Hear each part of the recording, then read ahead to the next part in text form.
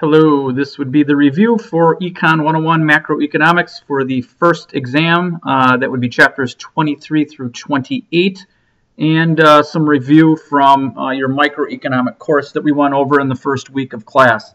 I will be following real generally the review guide that was handed out to you for this exam. Of course, I'm not going to go into great detail, otherwise this will be too long and painful for anyone to listen to.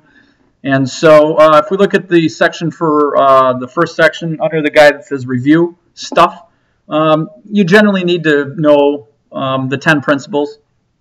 Not in great detail, but you should be able to give back a couple of them and talk about it perhaps a little bit in a short answer, not memorizing all 10. Understand the purpose of the circular flow of money, remembering that it's the producers and the spenders within our economy that helps explain income and where that money goes and where it comes from. And it's two, remember, kind of motions that are spinning in opposite directions that balance themselves out, which explains why income and expenditures are equal in that equation. Understand the general laws of supply and demand, that you should be able to draw a supply and demand curve relative to price and quantity. Quantity being on the x-axis, price being on the y-axis, and then be able to show which direction the supply and demand curves slope. Know the general definition of elasticity, in that elasticity is related to the price of a product and demand. Products that are inelastic, in other words, they don't stretch. The demand doesn't change much when the price changes, like gas, and then products that are fairly price elastic, that as the price changes, even small amounts, the demand for that by the consumer will change rapidly. Moving on to chapter 23, of course, you have to know what the gross domestic product is, more than just the acronym. What does it actually measure? You're going to need to know how you determine the GDP, what are the components in that formula, and then, of course, the limitations to the number in that it's not perfect. You'll need to know what a good number is, what it currently is, and historically what we've been at for our GDP, and also know the difference between real and nominal GDP. Of course, if we back up, we know that currently our GDP is not strong. 2.5%, 3%. We need more growth in order to expand as an economy and create jobs. More in the likes of 4.5%, 5%, 6%. 7% would be awesome. In really robust years, we have grown at 8%, 9%. But historically, we're at about a 4.5% to 5% economy historically, and of course, we're short of that. We know that the nominal GDP is what it is right now, relative to the current prices, and real GDP is how we measure it up against a base year, so we can compare one year's GDP to the next year's GDP and kind of take out the inflationary pressures of price that affect our GDP. Remember, GDP is a measurement of consumption, government spending, savings, investments, and net exports.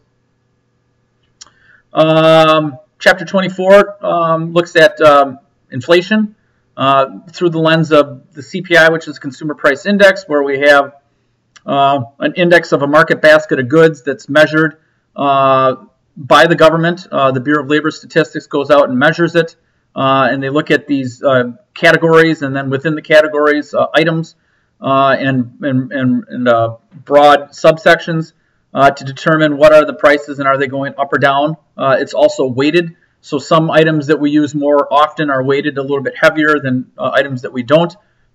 They put it into a formula and they get an index. It's a 3-digit number.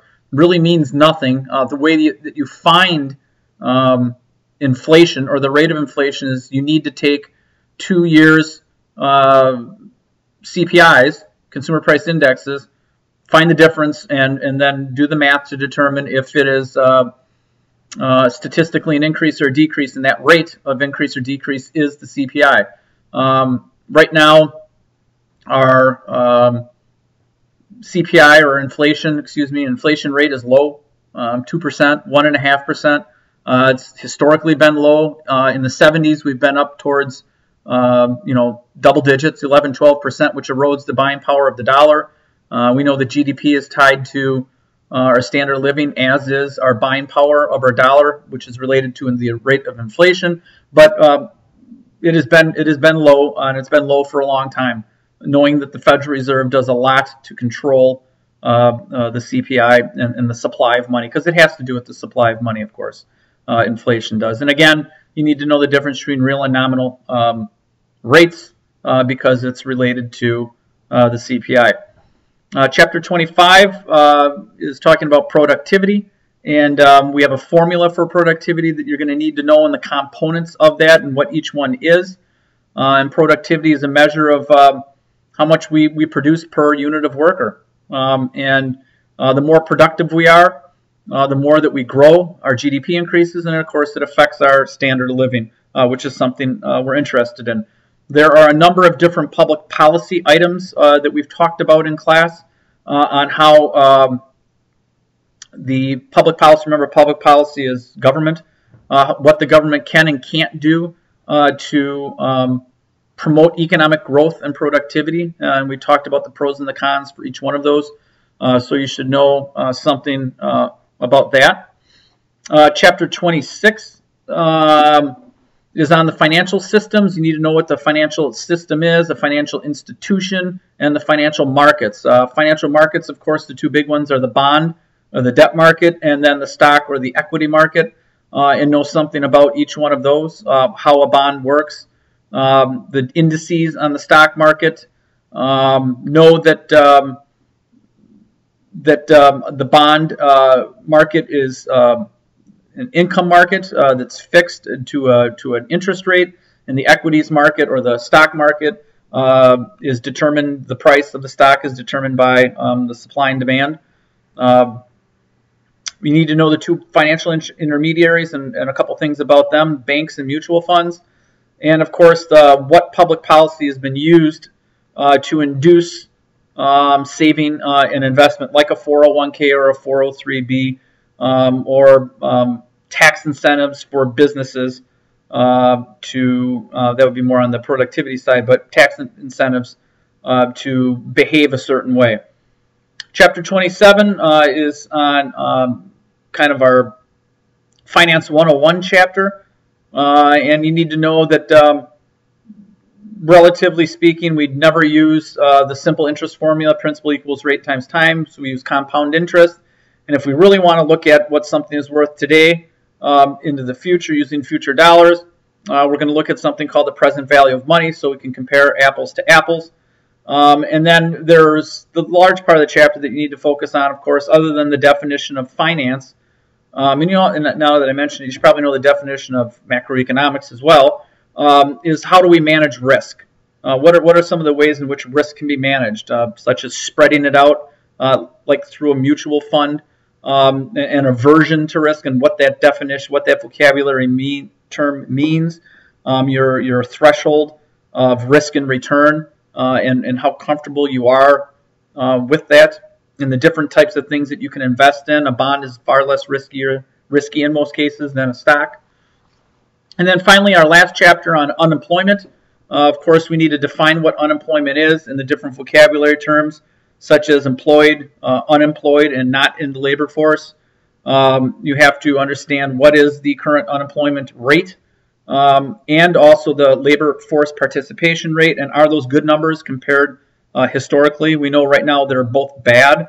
One is worse than the other. Labor participation rate is worse right now, 61%.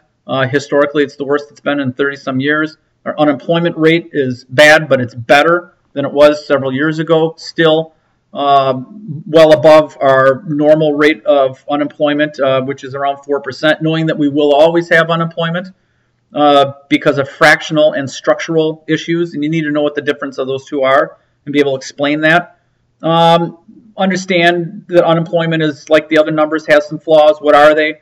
And what what things has the government done to try to reduce unemployment. Those are the broad areas in which I'll ask the questions from. It's tied directly to the notes, which is tied directly to the book in chronological order.